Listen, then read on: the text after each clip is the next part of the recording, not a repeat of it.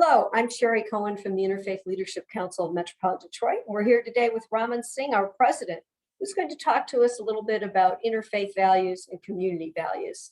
Thanks for being here, Raman. Raman is president of the organization, and she is a leader of the Sikh community here in Metropolitan Detroit.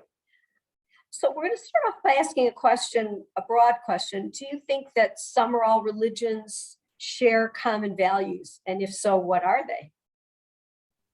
I think the values that religions share are probably human values, to treat each other as if we would want, how we would want to be treated, to want equity or at least fairness in society, not to have just injustices or perpetrated upon each other, to not allow people to perpetrate injustices, and to share the resources that the Creator provides equitably.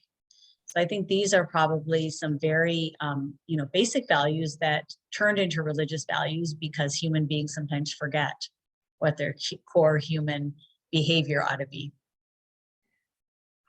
How can these values help develop a more harmonious community?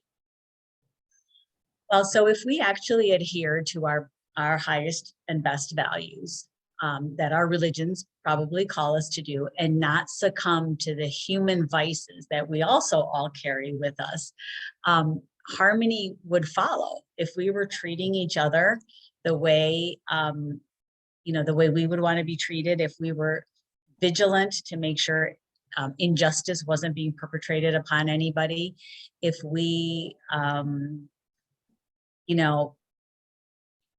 demanded that everyone have access to the natural resources, the monetary resources that are, provided again to us by our Creator.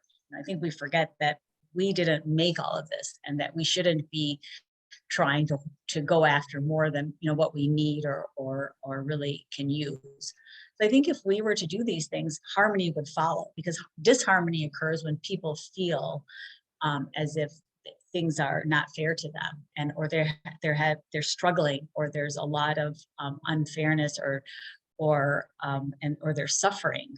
So if we could alleviate the suffering in the world by again going back to our own core values, I think harmony would just naturally follow. It sounds as if you're saying that disparities between what people have and have access to, that disparity is part of one of the reasons for a community that's not harmonious. Sure.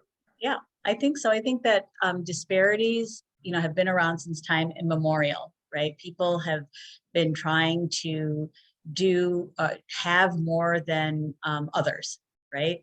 And I'm not saying that everybody has to have exactly the same amount, but just gross injustices, gross inequalities are going to be part of the reason you're going to see disharmony in society. It's just it's a natural following. So for those of us who have more, I think it's incumbent upon us. And again, I think our religions call it to us to do that, to do something actively about making sure that there's, some level of equal access to the resources provided to us.